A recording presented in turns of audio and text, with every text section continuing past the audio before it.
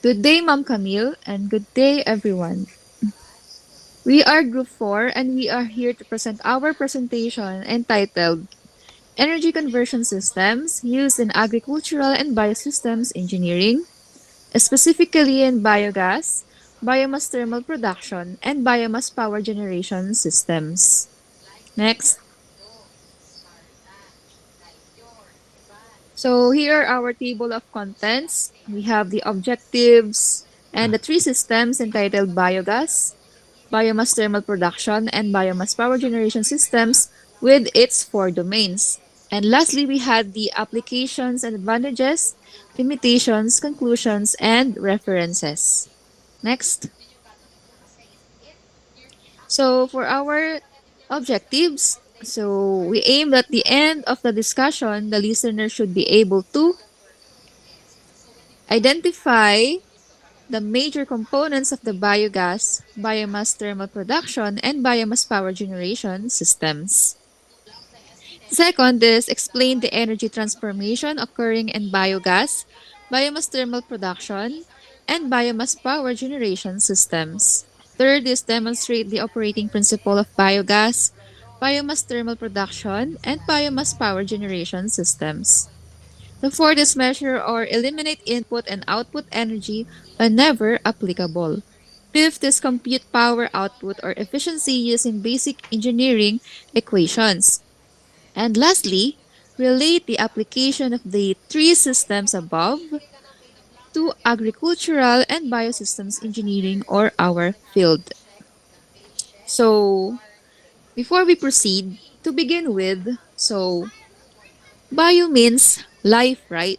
So, in agricultural and biosystems engineering, we utilizes specialized energy conversion systems such as biogas, biomass thermal production, and biomass power generation systems taken from living organisms. It transforms organic waste and biological materials into usable heat, fuel, and electricity in the world of renewable energy. Next. And po. So let's begin with biogas system and its system description.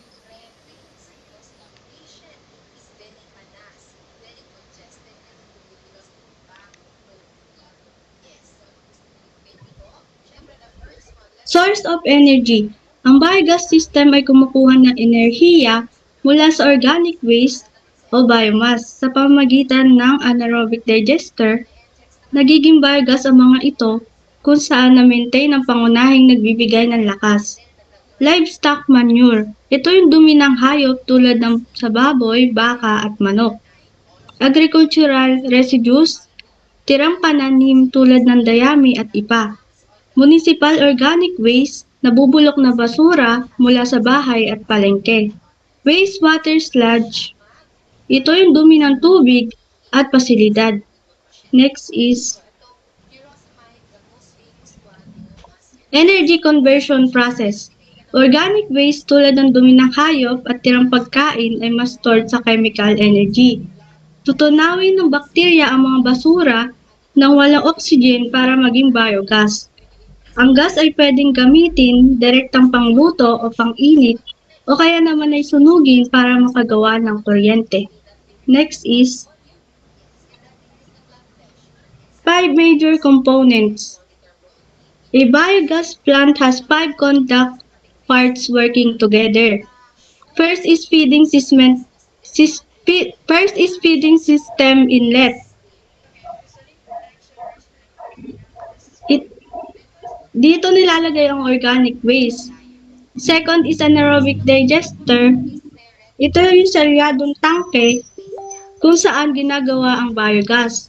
Third is gas handling and storage. Dito nililinis at nagtatago ng nagawang gas. Fourth is energy conversion system. Dito nako-convert sa thermal energy or electrical energy ang biogas. Last is digestate management tank.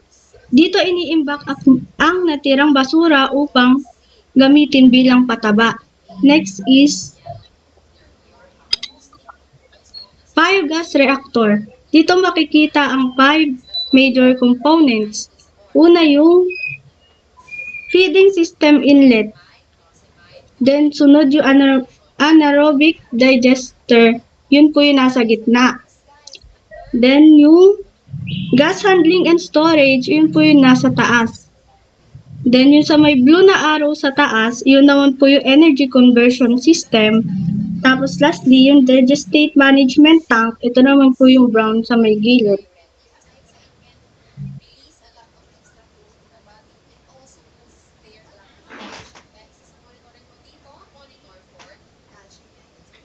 So dito naman tayo dumako sa principles of operation. So, paano ba gumagana ang isang biogas system?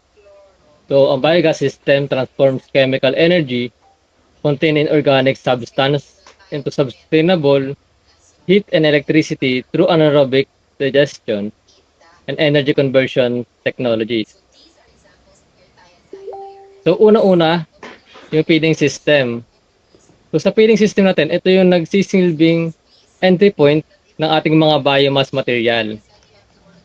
Then it will be mixed into a slurry as an important preparation bago mapunta sa digester. So sa part na to, yung chemical energy is in the form of biomass.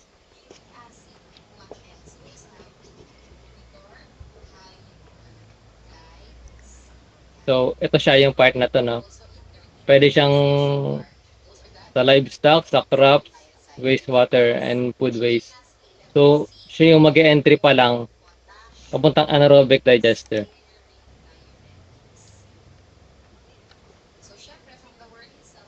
So, pangalawa naman ay yung ating anaerobic digester.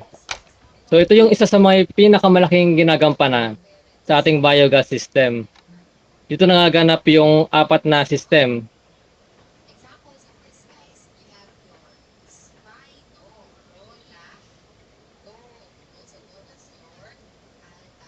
So, ito, na-produce na yung biogas naman in the form of methane and carbon dioxide.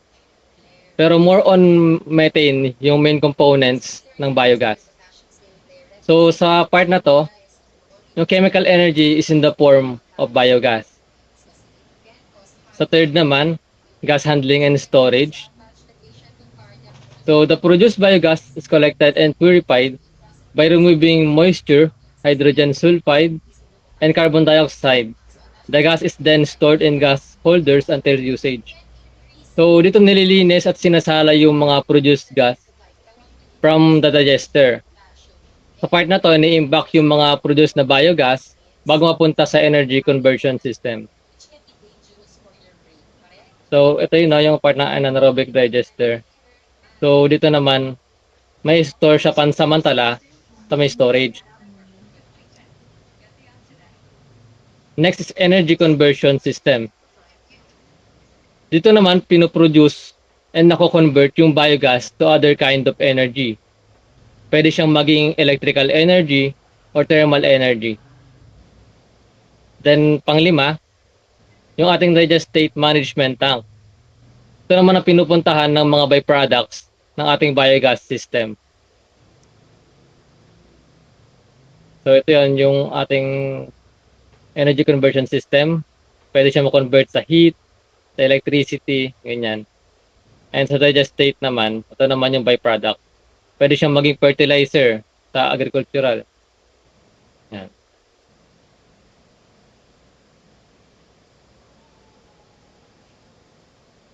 Next na po.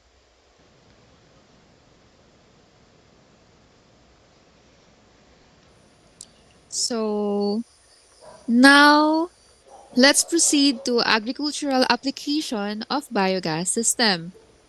So biogas is a competitive, viable, and sustainable energy resource supported by abundant low-cost feedstocks and diverse uses in heating, power generation, fuel, and feedstock for sustainable chemicals and biofuels.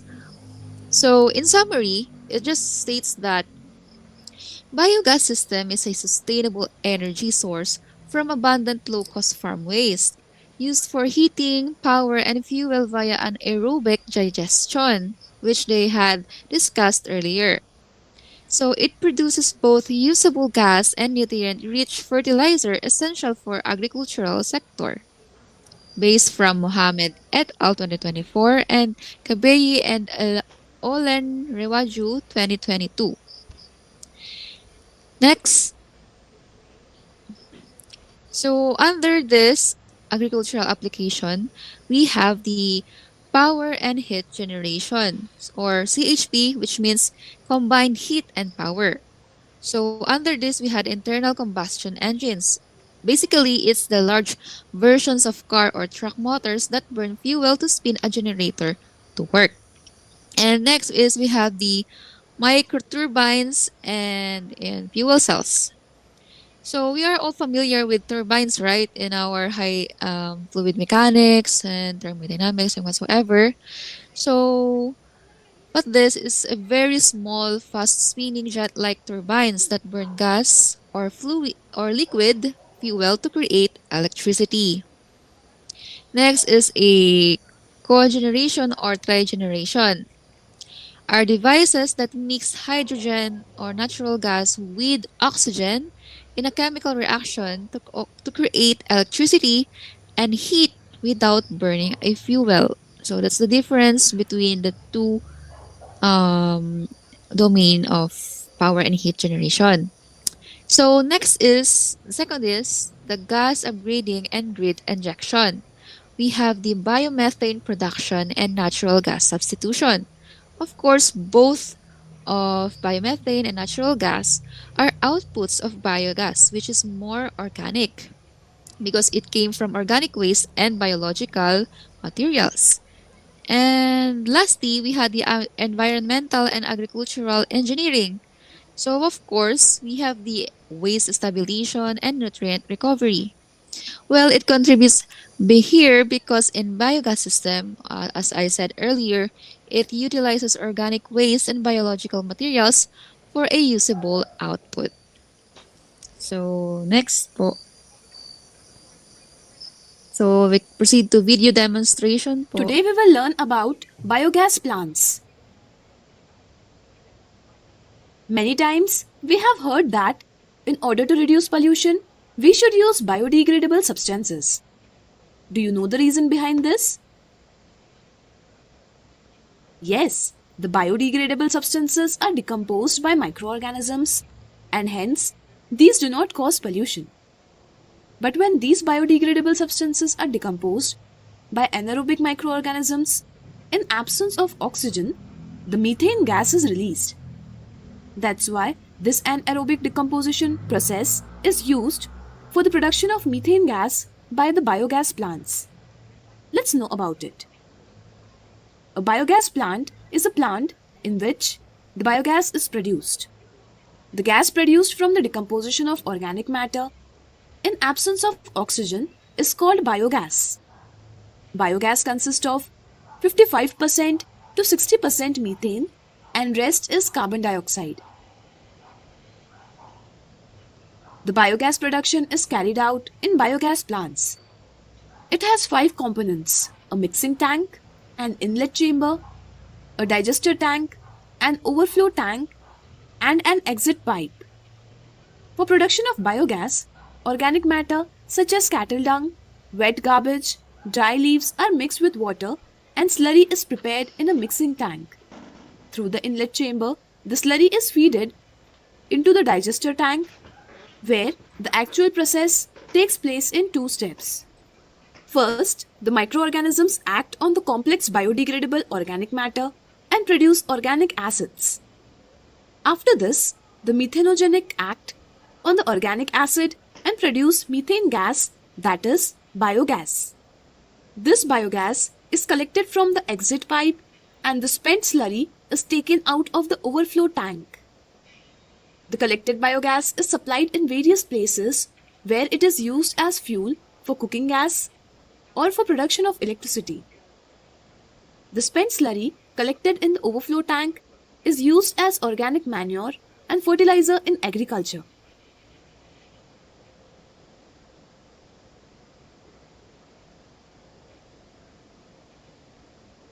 So, Let's briefly explain the video demonstration regarding biogas system.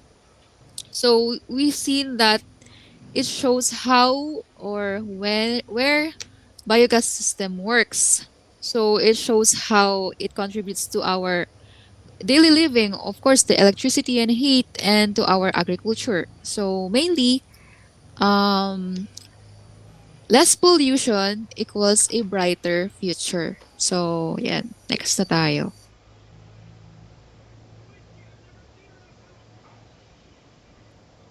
Next is ating energy conversion diagram.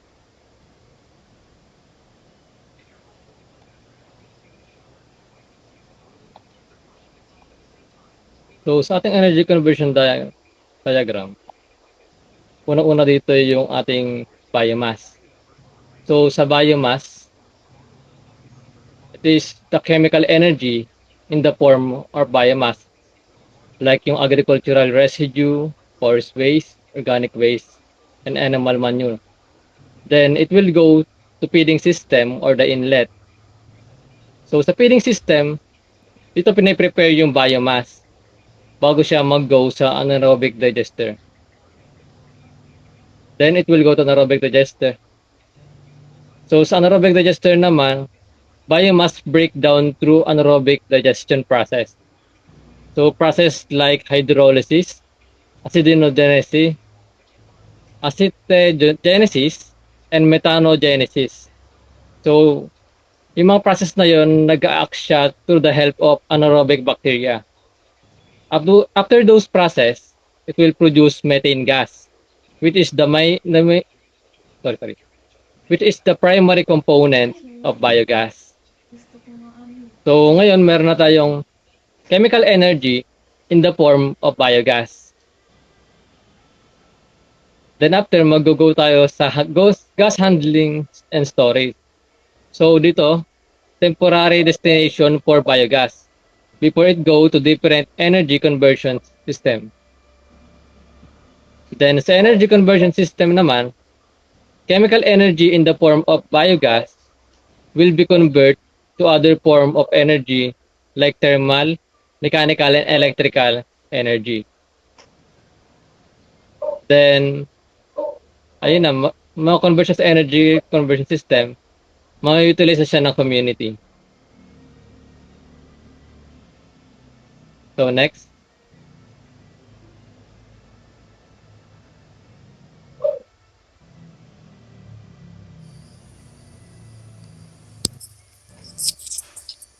So now let's proceed to engineering calculations of biogas system. So under this, we have the daily feed volume or the Q. So knowing this prevents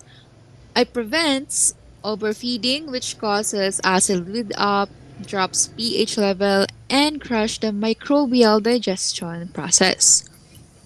So of course, the daily feed volume calculates the volume of the daily wet input slurry or the slurry. So the formula is Q is equals to mass wet over density of slurry. Next. So sample number 1. A small-scale farm uses cow manure as feedstock for its biogas digester.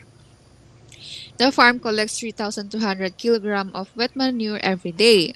The prepared manure slurry has an average density of 1,040 kg cubic meter. Now, calculate the daily feed volume of slurry that must be fed into the biogas system. So in our solving, we use the GRESA method or format, which is given, required, equation, solution, and the answer. So the given, of course, we have the mass and the density. So the required is the slurry, and the formula and the solution, which is substituting the given. And we had the answer of 3.08 cubic meter per day. Next. And the second one under the formula is this hydraulic retention time or HRT or the small t. So, and it ensures that anaerobic bacteria have enough time to break down organic matter. that produces methane. So, the hydraulic retention time is the average time the organic material stays inside the digester. So, this formula is that HRT is equals to V subscript D over Q. So, the VD is the active working volume of the digester in cubic meter. Q is the daily influent flow rate or in cubic meter per day. Okay. So in a constant value, typical values range from 20 to 40 days depending on operational temperature, whether mesophilic or psychrophilic. Next. So sample problem number 2. A farm biogas digester has an active working volume of 75 cubic meters. The calculated daily slurry feed volume or the influent flow rate is 3.11 cubic meter per day.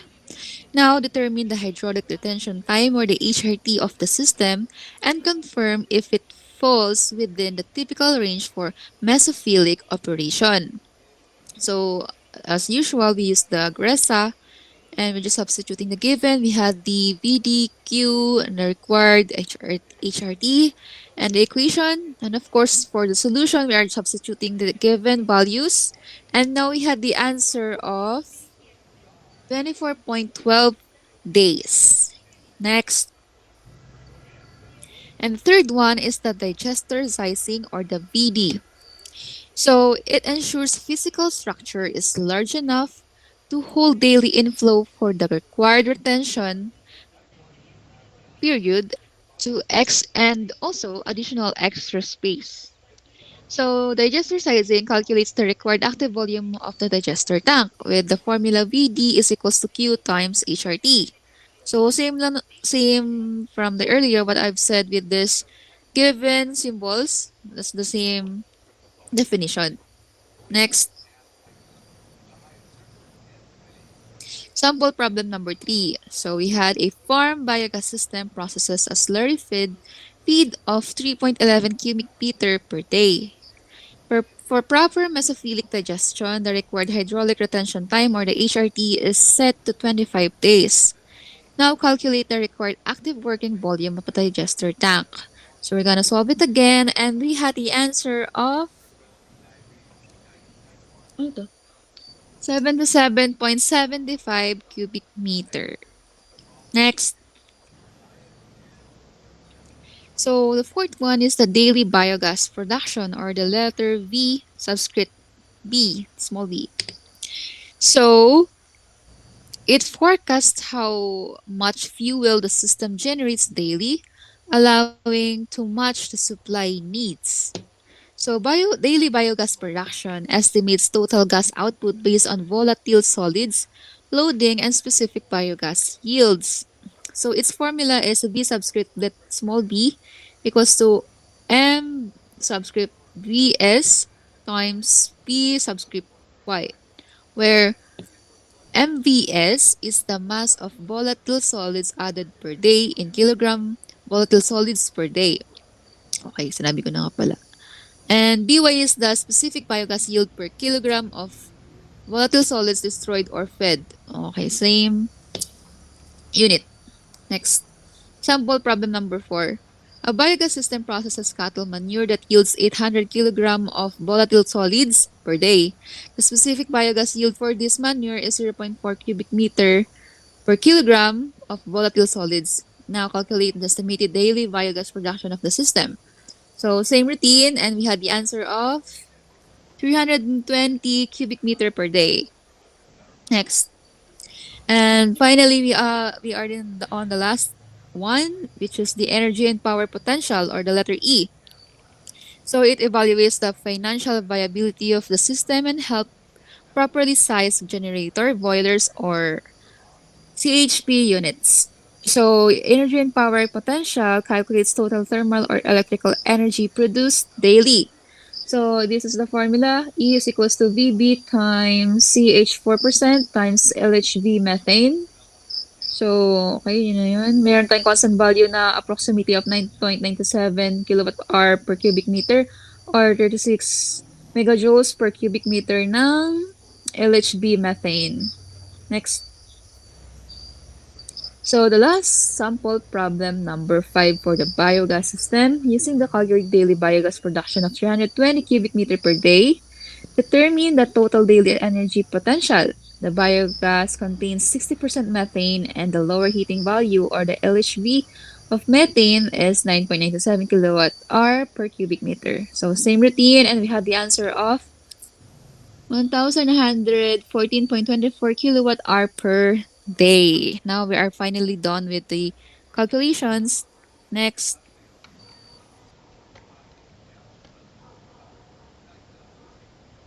So next, the limitations. So biogas system has some limitations. First is the temperature sensitivity and climate dependence. Next is high operational cost. So mas mahal yung operational cost niya kung compare natin sa mga fossil fuel. Presence of corrosive of your impurities and continuous feedstock demand.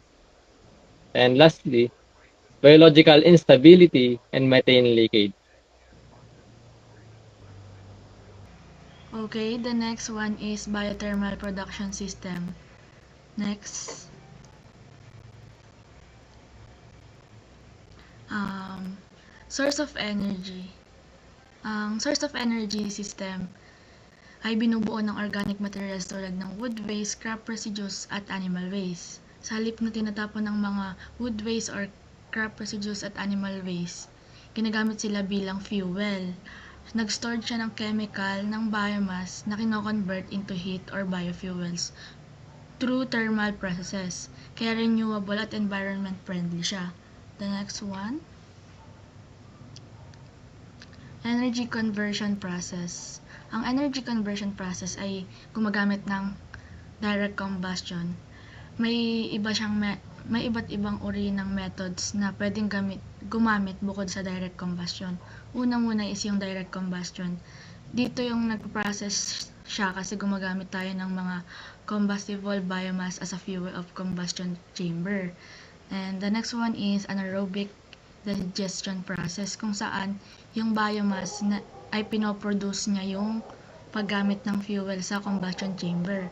And the last one is yung gasification process kung saan yung syngas or synthesis gas na nagpo-produce or gumagamit ng fuel sa combustion chamber. Pero nagpo-focus tayo sa direct combustion. And yung heat na ito yung ginagamit para sa mga like example craft drying, steam production, heating, and electricity generation.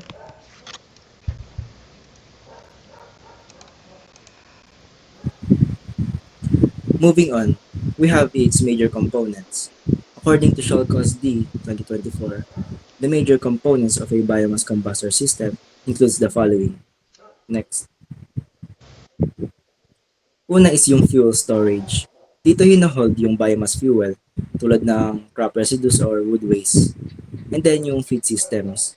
Galing naman sa fuel storage, minumove nito papunta sa combustor at a steady controlled rate. And then yung combustor. Binaburn dito yung biomass, turning its stored chemical energy into heat. And then the heat exchanger. This transfers the heat to water, air, or steam without mixing with combustion gases. So, hindi siya nagmi-mix since meron silang conductor na metal surface.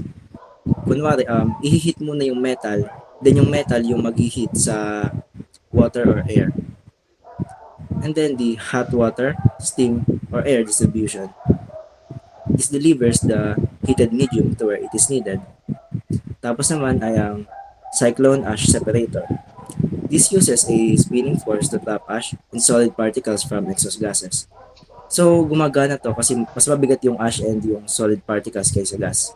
So, yung spinning force naman yung magtatapon palabas ng mga mas mabibigat na ash. And then may iwan yung light gas since mas magaan sila kumpara sa mga ashes and yung solid particles. And then the ash bin. Dito nakokollect and nai-store yung mga leftover ash. Tapos yung induced draft fan. This pulls gases to the whole system to keep airflow steady.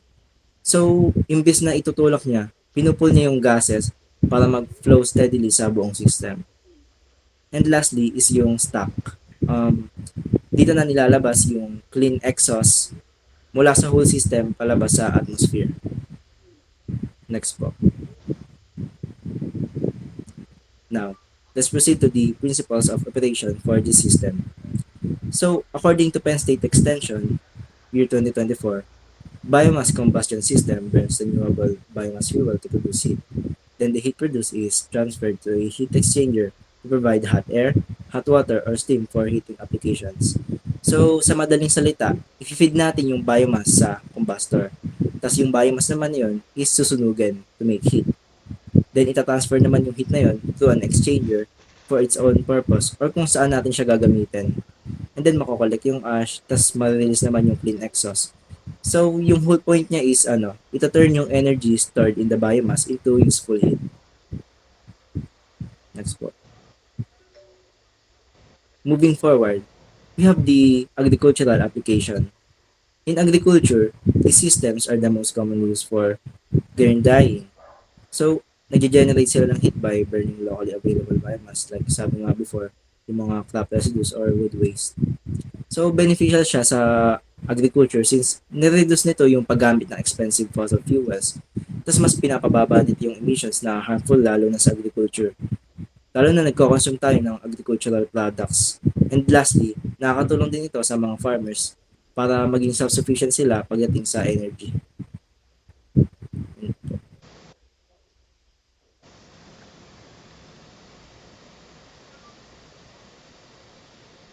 The plant supplies the district with heat and feeds electricity into the public grid.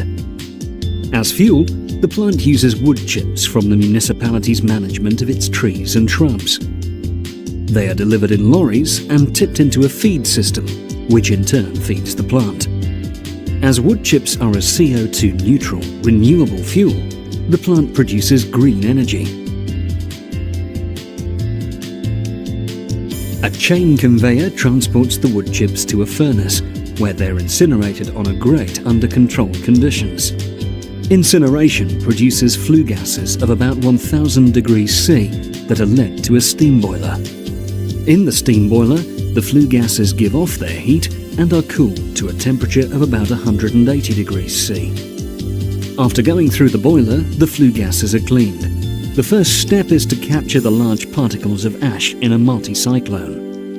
Then a bag filter is used to capture fine ash particles. The dust-free flue gases that come through the bag filter go to a DeNOx reactor where their NOx concentration is drastically reduced. The clean flue gases are now led through a flue gas ventilator to a flue gas condenser. The last remaining energy is extracted from the flue gases by further cooling them to about 50 degrees C. This step significantly increases the plant's efficiency. The clean and cool flue gases are discharged through the chimney. The heat the flue gases have given off in the steam boiler is transformed into high-pressure steam, which is led through a pipeline to a turbine. The heat released from the steam condenser and the flue gas condenser is introduced into the district heating system by means of pumps. Two gas boilers can be brought online as backup or to meet peak demands for heat. If there is no heat requirement from the district heating system, the heat from the steam condenser can be cooled via a cooling tower so that the turbine can continue to operate.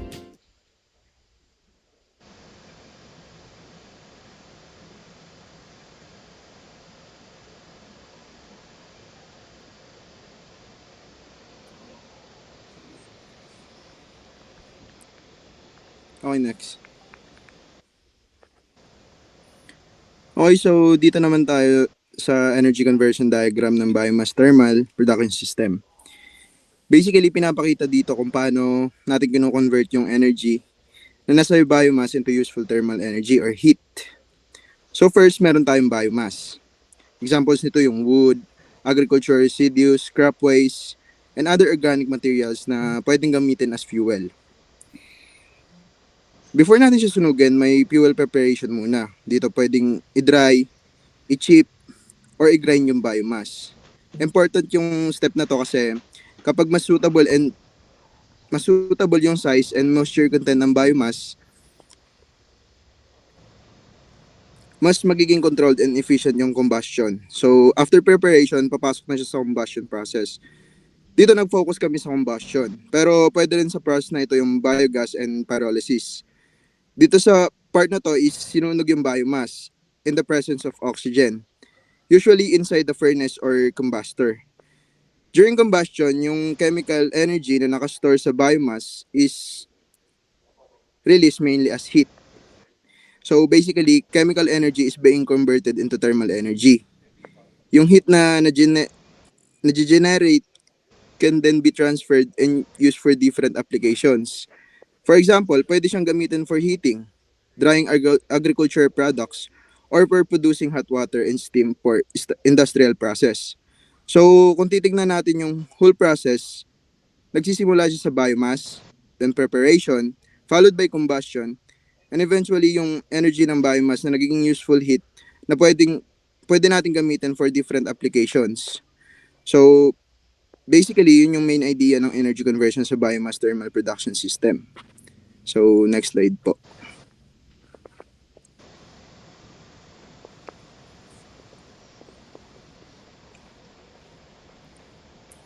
Okay, next naman is yung first engineering calculation, which is thermal power or heat output. Yung formula natin is Q equals M time LHV. Basically, ginagamit natin tong equation na to para ma-estimate yung amount of thermal energy release from a given amount of biomass. Based on its heating value, yung Q represents the heat energy release. Yung M naman is the mass or amount of ng biomass na ginagamit usually expressed in kJ, which is kilograms. Then yung LHV or lower heating value is the amount of energy that can be released per unit mass of the biomass, usually in kilojoules siya or kilogram. So kapag minultiply natin yung mass ng biomass by LHV, makukuha natin yung total energy content na available from the biomass under the given basis.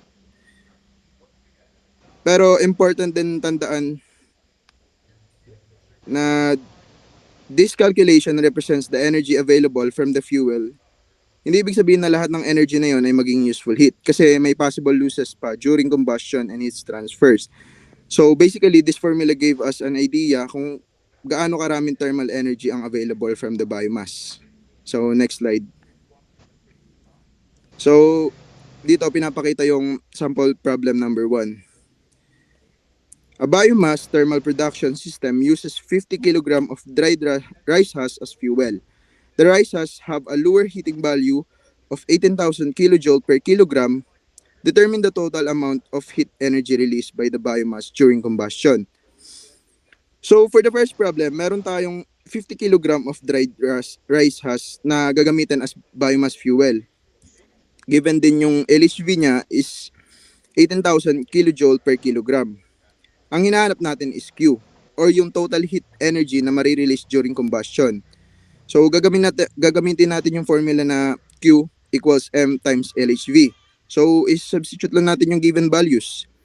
Yung mass 50 kg multiply by LHV na 18,000 kJ. Kapag minultiply natin sila, magiging 900,000 kJ. So yun yung final answer. Meaning, yung 50 kg of rice husk can release a total of 900,000 kJ of energy based on the given LHV. So next slide. So next naman is yung useful heat output. Yung formula natin is Q useful equals M times LHV times eta. Basically, similar siya sa previous formula. Pero this time kasama na natin yung efficiency ng system, yung eta or yung ayun nga, nasa dulo. Represents the efficiency. Ginagamit natin siya kasi in an actual biomass thermal system, hindi naman lahat ng energy from the biomass napapakinabangan. May mga energy losses during combustion sa heat transfers, sa exhaust gases, and sa surroundings. So kahit mataas yung energy content ng biomass, may portion talaga na hindi natin mare-recover as useful heat.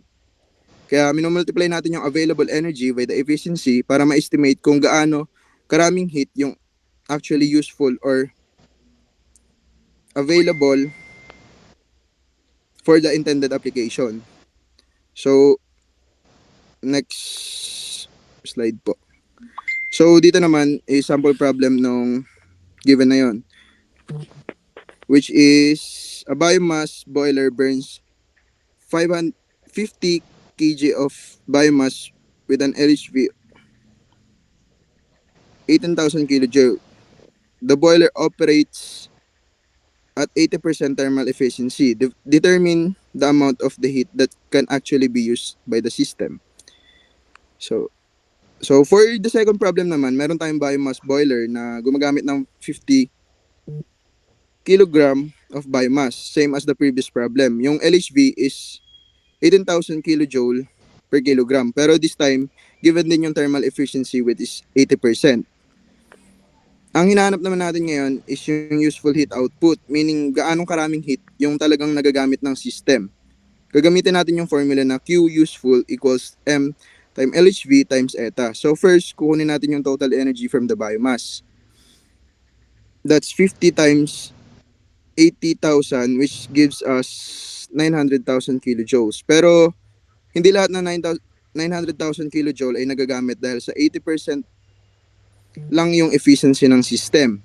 So, i-multiply natin yung 900,000 kilojoule by 0.80. The result is 720 kilojoule.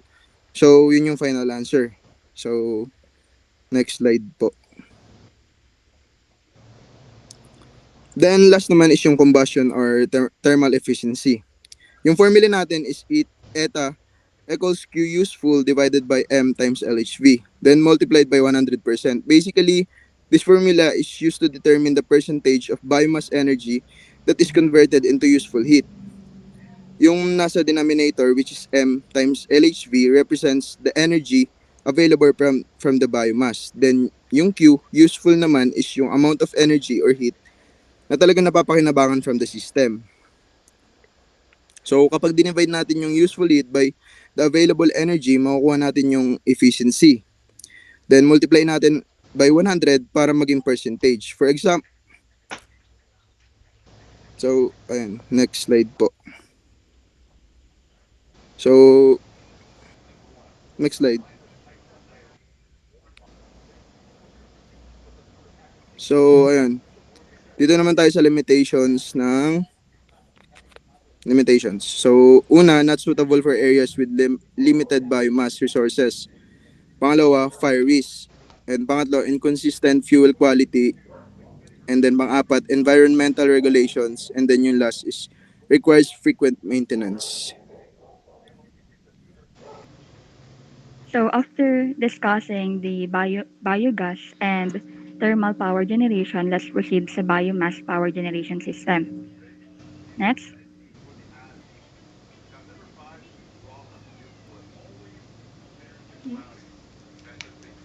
Ano-ano ba yung mga sources ng energy ng power generation? The source of energy in biomass power generation system is biomass. Ano ba yung biomass? Biomass consists renewable organic material obtained from plants, animals, and biodegradable wastes. In agricultural and biosystems engineering, biomass mainly comes from agricultural residues, livestock, forestry byproducts, and other biodegradable organic material that can be converted sa electricity. So, ano-ano ba yung mga common biomass? Next. So, we have three.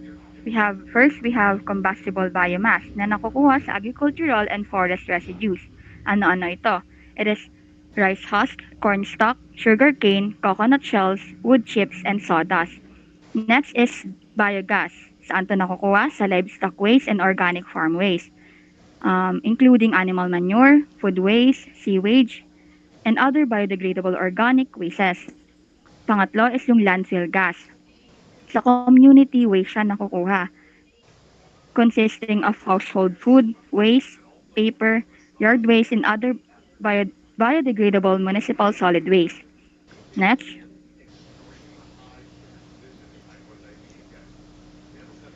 So, we have energy conversion process. We have three major conversion process. Pero here is focus tayo sa direct combustion or direct burning. This is one of the most commonly used method of biomass power generation. In this process, biomass such as rice husk, yung mga unang source ng biomass, yung ginagamit dito.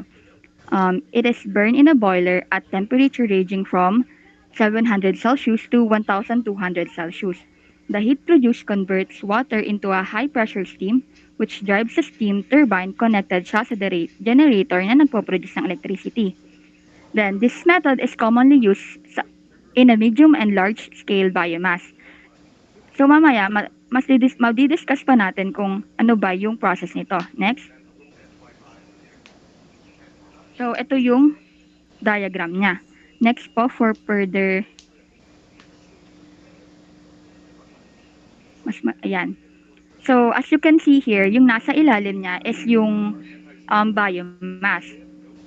It is directly burned and yung heat na mapoproduce niya is magbo-boil ng water. Ayan, nasa taas. Then, yung water is magiging steam. Then, yung steam is magro-rotate or magpaparotate sa turbine. Then, yung turbine is yung magro-rotate ng generator. Then, yung generator is magpo-produce ng electricity. So, ayun yung simple process niya. Next. So, other than direct combustion, we have anaerobic digestion. It is an organic material such as animal manure. Ginagamit niya yung second source. And other biodegradable wastes are decomposed by microorganisms in the absence of oxygens inside a biogas digester. This process produces biogas, which is mainly composed of methane.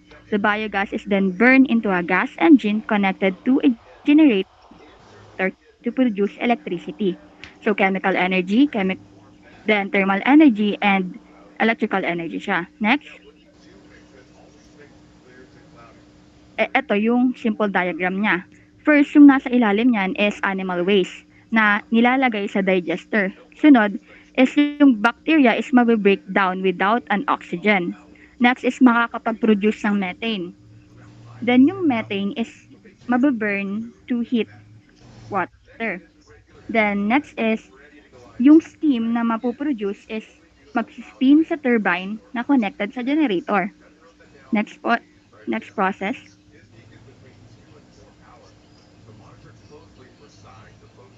So other process is gasification method. Biomass is heated at a high temperature with a limited supply of oxygen or steam. Instead sa burning completely, a biomass is converted into a synthesis gas or sink gas, mainly composed of carbon monoxide, hydrogen, and methane. The sink gas is cleaned and used as a fuel in a gas engine or gas turbine. Generator to produce electricity. Gasification generally has a higher efficiency than direct combustion and produce fewer emission. Next po.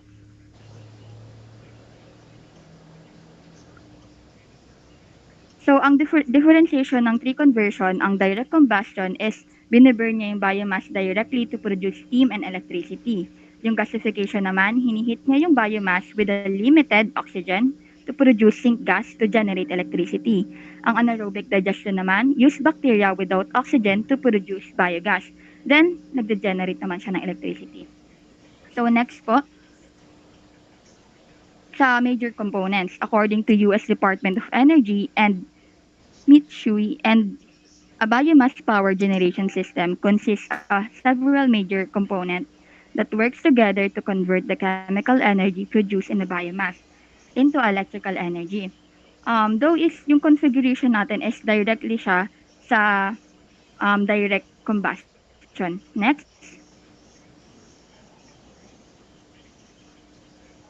Ito yung mga major components for direct combustion. First is fuel storage. So sa fuel storage and handling system, dito yung first stage ng biomass power generation. Yung storage system, pinoprotektahan niya yung biomass from moisture and contamination. Then, nag-i-ensure din siya na continuous yung supply ng fuel. Then, yung boiler naman or combustion chamber. So dito, ang function niya is ito yung heart ng biomass power plant. Yung combustion temperature niya is nagre-range siya ng 700 Celsius to 1200 Celsius. kino-convert niya yung chemical energy ng biomass sa thermal energy. Then, ang boiler is magpuproduce siya ng high-pressure steam for the turbine. Next is yung steam turbine naman. Ang function niya is yung high-pressure steam na na-generate sa boiler is magpo-flow sa steam turbine. Then, yung steam turbine na yon magro-rotate siya sa generator shaft to produce electricity. Then generator or alternator. Yung function niya is yung high pressure steam na na-generate sa boiler na pumunta sa steam turbine is mako-convert siya ng mechanical energy into an electrical energy. So yung electricity is mapoproduce by alternating AC, which is then sent to an electrical system for distribution. After mag-produce ng electricity, punta tayo sa condenser and cooling system. Ang function niya is kino-condense niya yung steam pabalik sa water. Then return to the boiler by the feed water system to be heated again. It removes excess heat, allows water to reuse in a boiler. For next naman is emission control system. Yung combustion of biomass is produced by flue gas. Ano ba yung flue gas? Ito yung mga nagko-contain ng ash, ng dust. Then, yung mga flue gas na yon is pupunta sa emission control. Then, yung emission control naman is yung magre-remove ng mga pollutants from a flue gas. Then, ang function nito is tinutulungan niya yung environmental regulations. Next is chimney stack. Ang function nito is yung final outlet ng flue gas. After passing the emission control, yung clean exhaust gases na discharge sa chimney is marirelease through chimney pala. It releases clean flue gas safely into an atmosphere. And then, ang main function nito is tinutulungan niya ma-maintain yung proper draft for combustion. Next is ash handling system. Bali, ang function nito, yung ash handling system, kino-collect niya and i-remove niya yung combustion ash to prevent ash accumulation inside the boiler. So, para hindi siya mamuo. In some cases, yung biomass ash ay pwedeng i-recycle as soil fertilizer because highly contained siya ng minerals such as potassium and calcium. Next.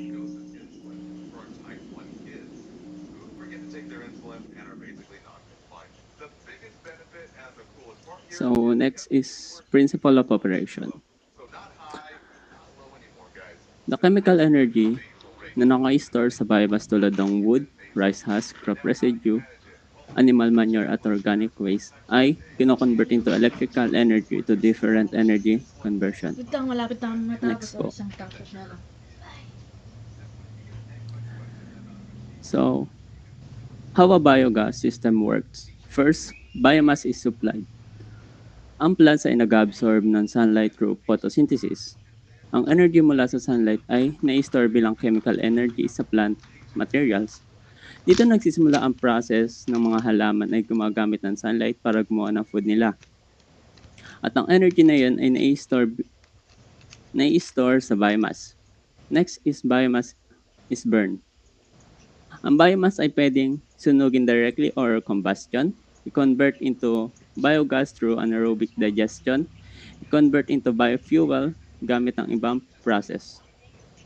During combustion, ang chemical energy ay naka-store sa biomass ay ginagamit bilang heat energy. Kapag sinunog ang biomass, nagre-release ito ng heat energy. Ang heat na ito ay ginagamit para sa next step para makagawa ng steam. And next, heat produce steam. Ang heat ay nagpapakulo ng water sa boiler. Ang water ay nagiging high pressure steam. Dahil sa sobrang init, kumukulo ang water at nagiging high pressure steam na may enough force para paikutin ang turbine. Next slide po. Steam spin a turbine. Ang high pressure steam ay dumadaan sa steam turbine.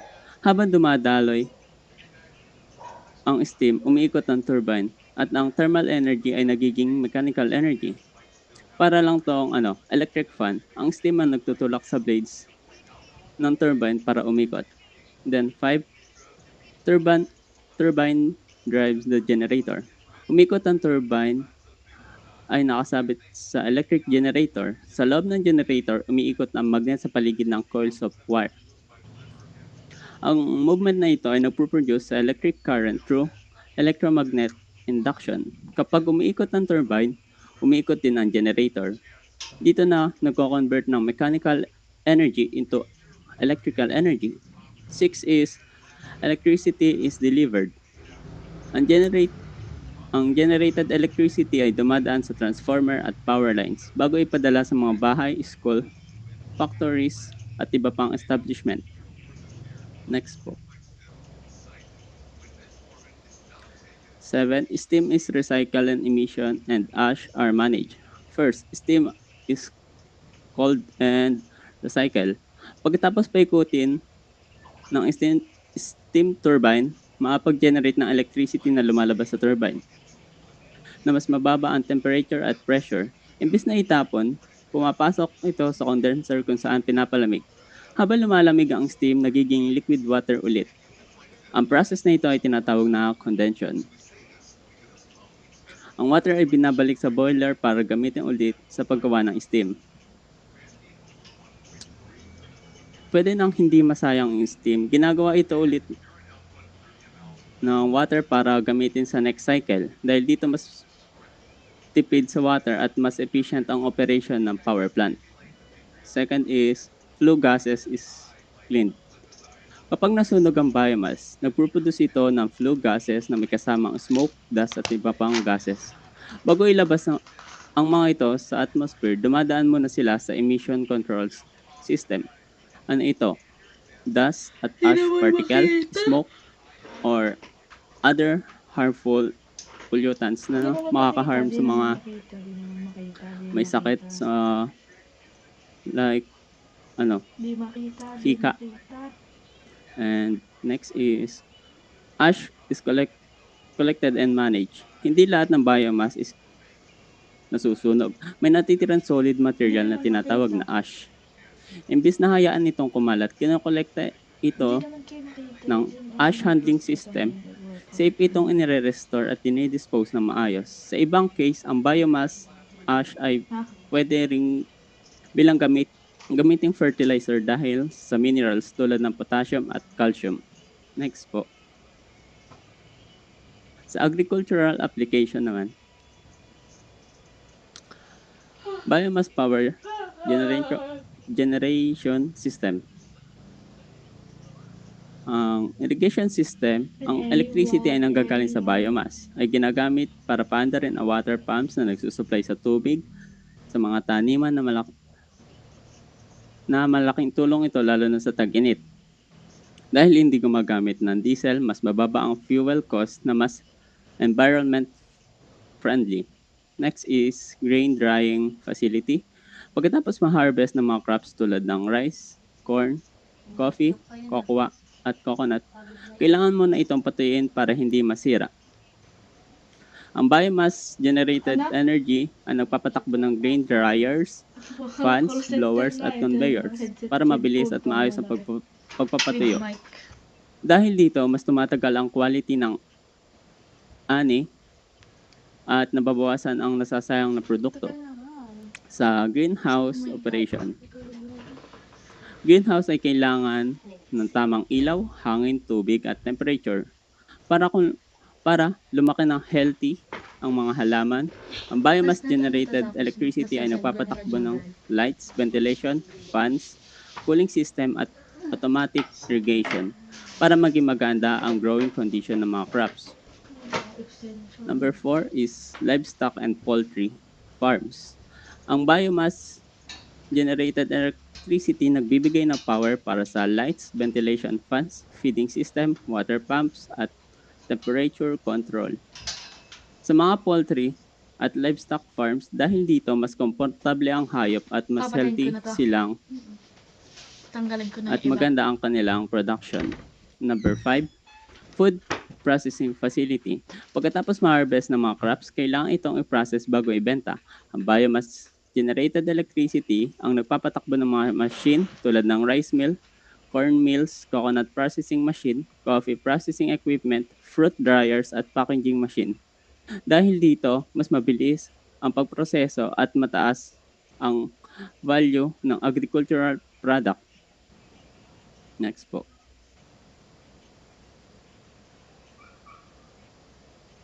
The plant supplies the district with heat and feeds electricity into the public grid. As fuel, the plant uses wood chips from the municipality's management of its trees and shrubs. They are delivered in lorries and tipped into a feed system, which in turn feeds the plant. As wood chips are a CO2 neutral, renewable fuel, the plant produces green energy. A chain conveyor transports the wood chips to a furnace, where they're incinerated on a grate under controlled conditions. Incineration produces flue gases of about 1000 degrees C that are led to a steam boiler. In the steam boiler, the flue gases give off their heat and are cooled to a temperature of about 180 degrees C. After going through the boiler, the flue gases are cleaned. The first step is to capture the large particles of ash in a multi-cyclone. Then a bag filter is used to capture fine ash particles.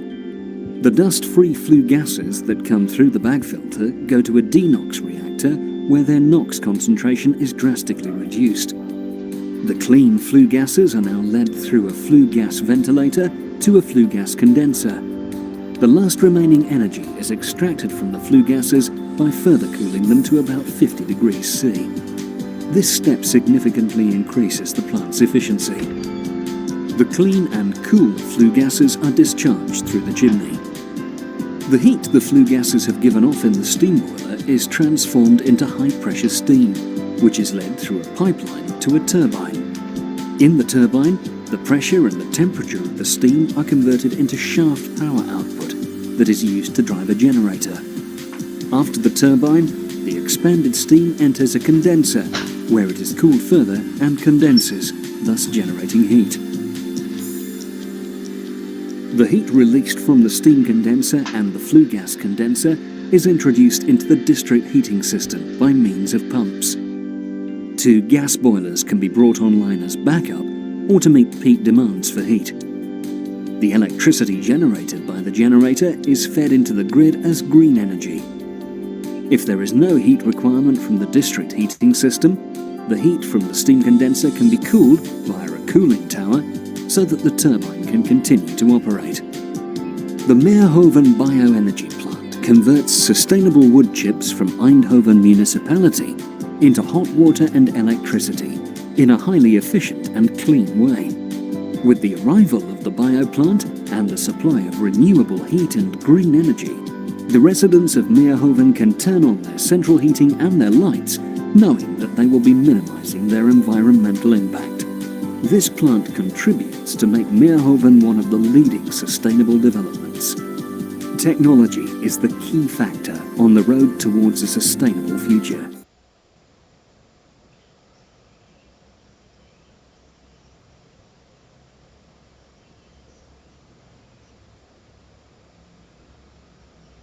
I just wanna be Next, energy conversion diagram.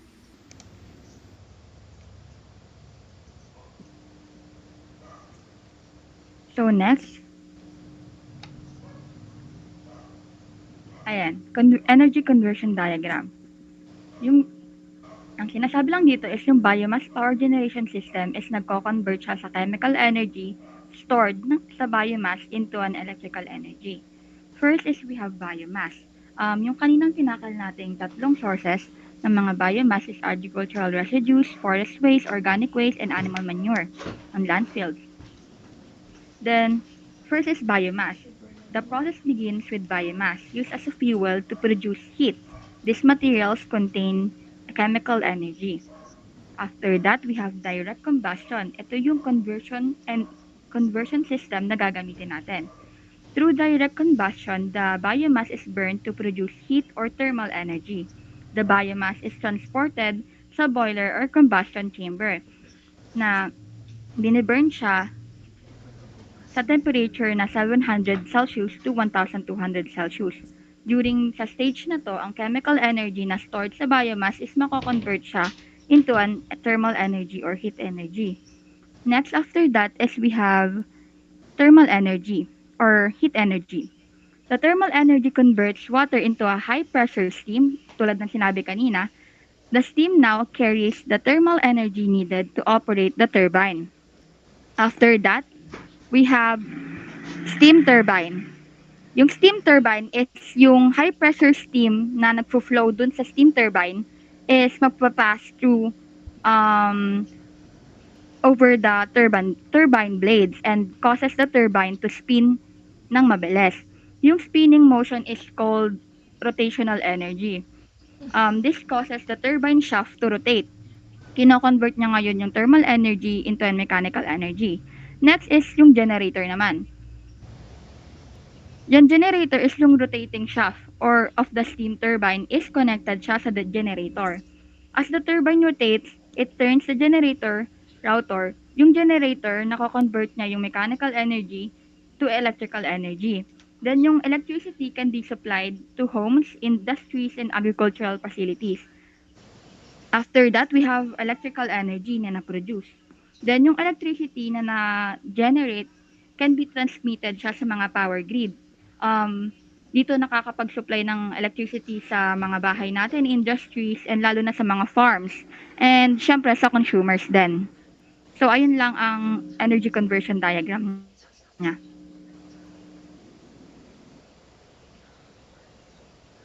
Ayan, thank you. Next slide, please.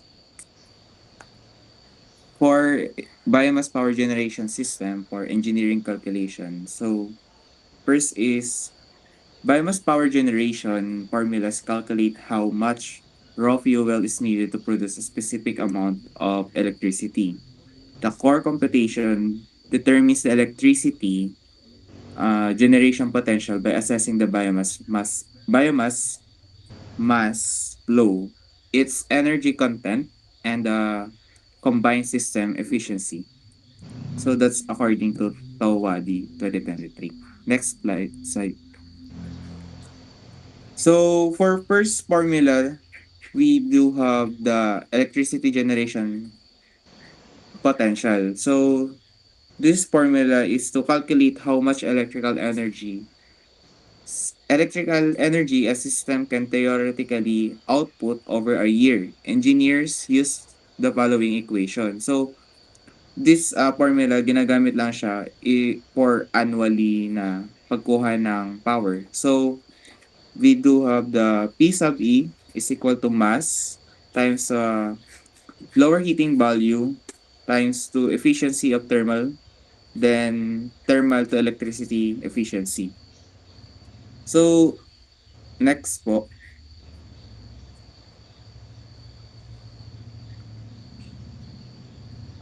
This is the sample problem for using the ano dito? Unang formulang ginamit natin kanina. So, the example is sinasabi lang dito tinatanong lang naman dito yung annual electricity generation potential of the biomass plant. Next po. So, for second formula, dito naman is kino-compute yung fuel consumption rate. So, to determine how many kilograms of biomass you needed to feed into a boiler or gasifier per hour to maintain a certain load to the system. So, dito naman, this formula accounts for the system efficiency and calculates the amount of biomass required to produce a necessary thermal energy output. In simple terms, yung first formula natin, which is electricity generation potential, this formula tell us how much electricity of a biomass power plant can produce from the available biomass. And it considers the amount of the biomass, the energy stored in the biomass, and how efficiently the system converts that energy into electricity. Therefore, last formula, the fuel consumption rate, this formula tell us how much biomass fuel system needs to burn every hour to produce a desired amount of power. So next slide please. Next. Next po. So for limitation, this one naman is meron tayong apat na limitation. So first one is limited by biomass availability. So biomass power plant can only operate efficiently in areas with abundant and sustainable biomass that supply the system.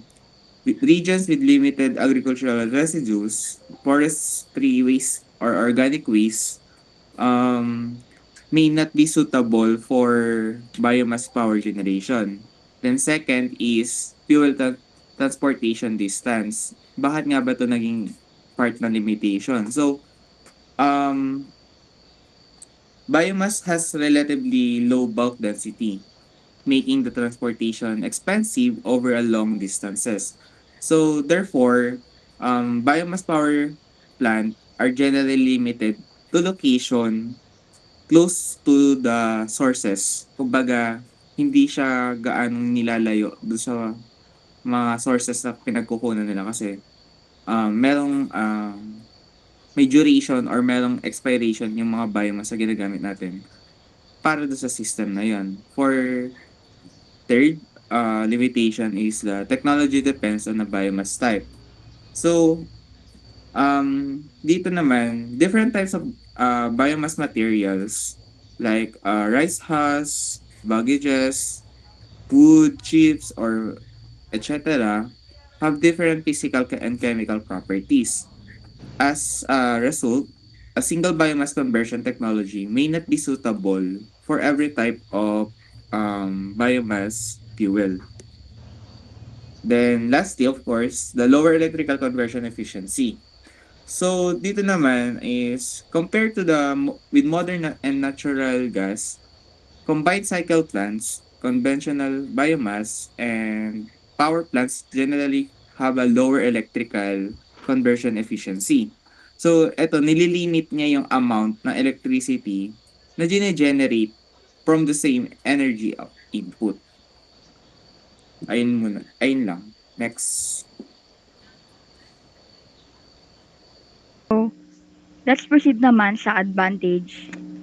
Ano-ano ba yung mga advantage ng biogas system, biomass thermal production system, and biomass power generation system? So first is we have renewable energy source. Sa renewable energy source, biomass ang ginagamit natin as a material, di ba, as a fuel. So these materials can be replenished naturally through farming, forestry, and biological process, making the biomass is a sustainable alternative sa mga fossil fuels. Next is, nare-reduce niya yung agricultural and organic waste.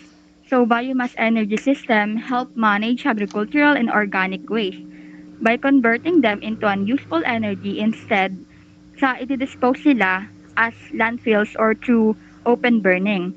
This reduces waste accumulation and provides additional use of materials that would otherwise be discarded.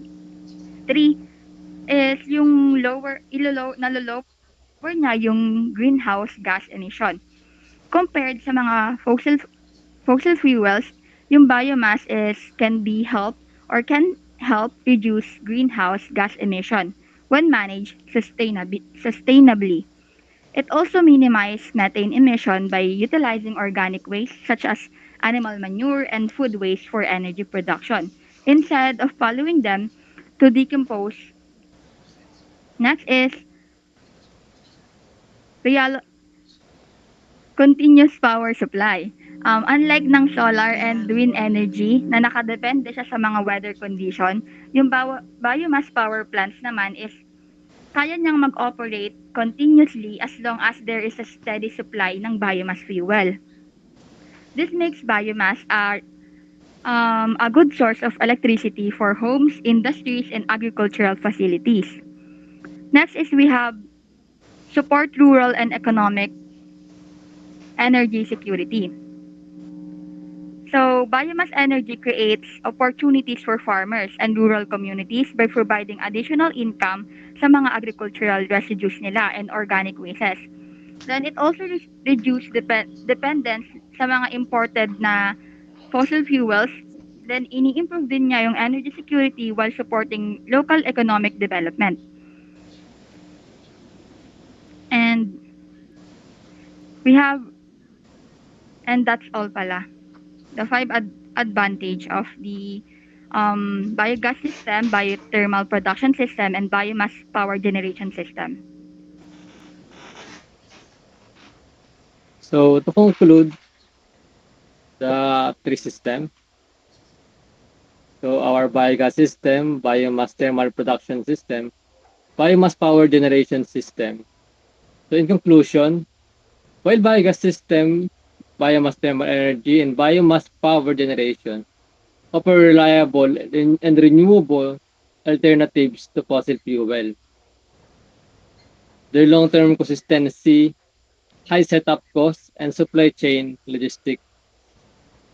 But when managed with advanced conversion technologies and strict environmental oversight, these three bioenergy pillars can effectively stabilize regional energy grids and help to address the global environmental crisis. So thank you for listening to our discussion.